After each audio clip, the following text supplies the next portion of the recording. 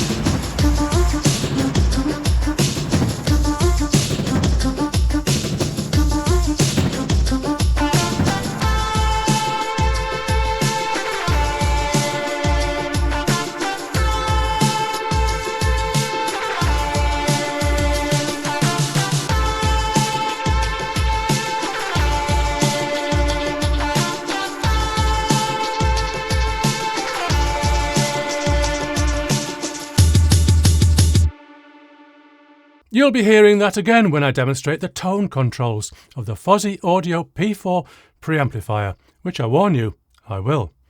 So what else is missing?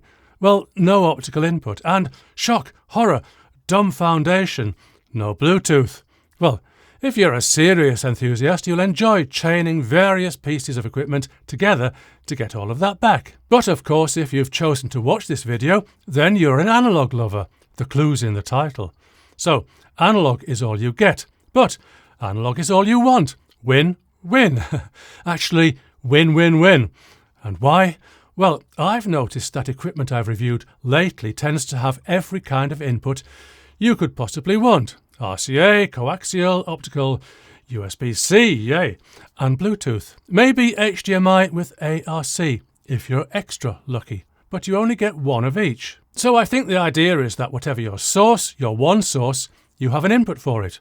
Or maybe you have multiple sources and you're just lucky that each source has a different type of output, or at least different types are available. I don't mind this. People can buy what they want and what suits their needs.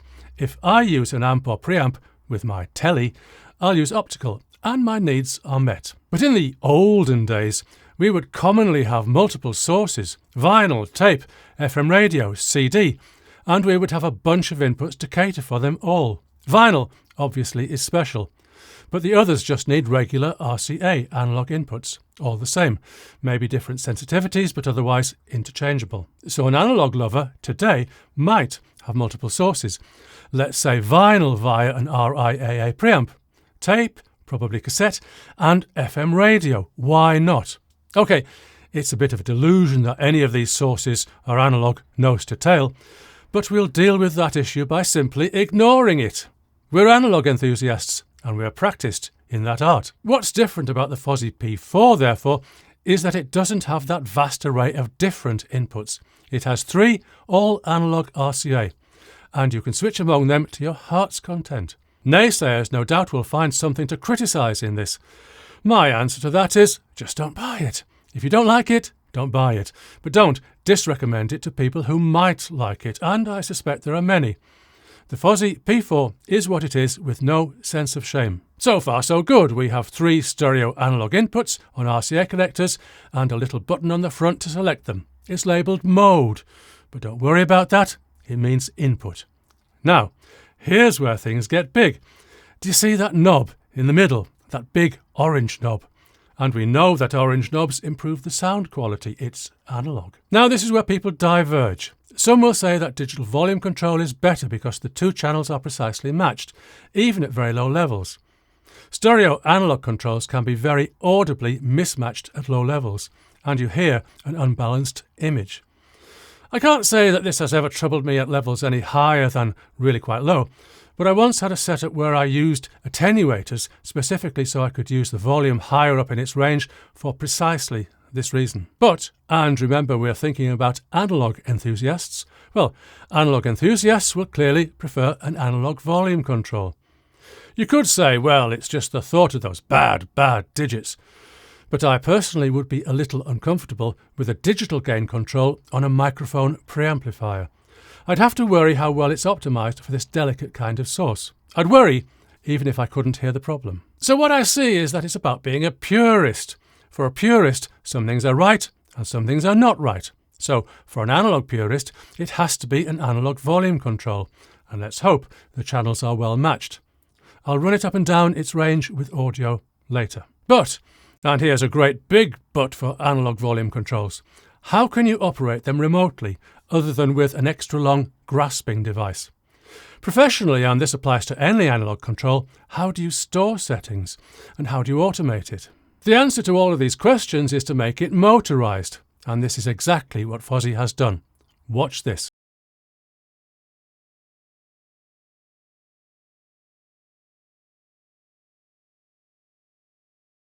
Now let me turn to more practical matters. There are treble and bass controls on the front panel, which you can't control with the remote.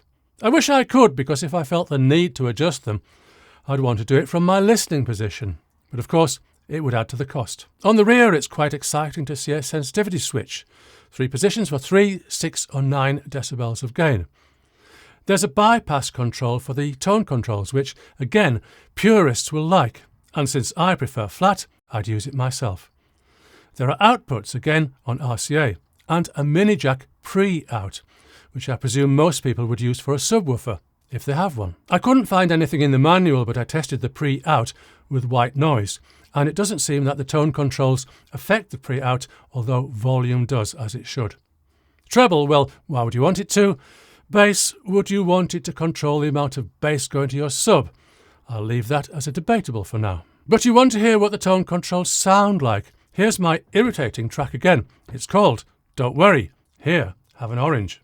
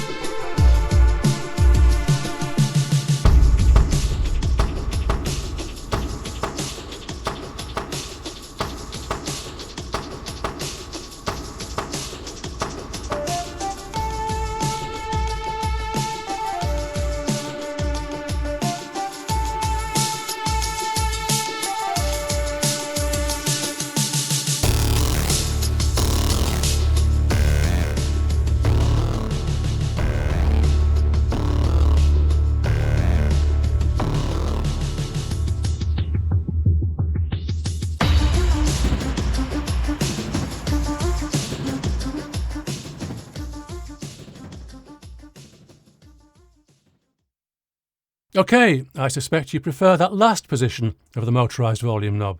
Time for quibbles. What quibbles? Well, I don't think I have any of any real merit other than the wall-wart power supply. One could say that the RCA connectors are too close together for some chunky audiophile cables, and they may be. I don't have any. One might say that my equipment has adequate output already. Why isn't one of the gain select positions 0 dB? But I'm not seeing how that would affect anyone in normal use. The remote, well, it looks rather too much like many of the generic remotes I've received lately with review equipment. It is, however, specifically for Fozzy, but for several of their products. So you have to make sure to set it to P4 to get it to work. Of course, it may inspire you to buy the full Fozzy Royal Flush, and maybe that's the plan. No, I don't think I do have any quibbles of substance. I think you'll know already whether you're in the market for the Fozzy P4. You'll find links to further information and, of course, a purchase link in the description. Oh, what does it sound like? You can read the specs online. listen to my music, and of course check out other reviewers who'll give you their subjective woo. As always, this was sent to me, but other than that and any affiliate links, there's no payment or influence involved. So I can say what I like, and I've said it. See you soon.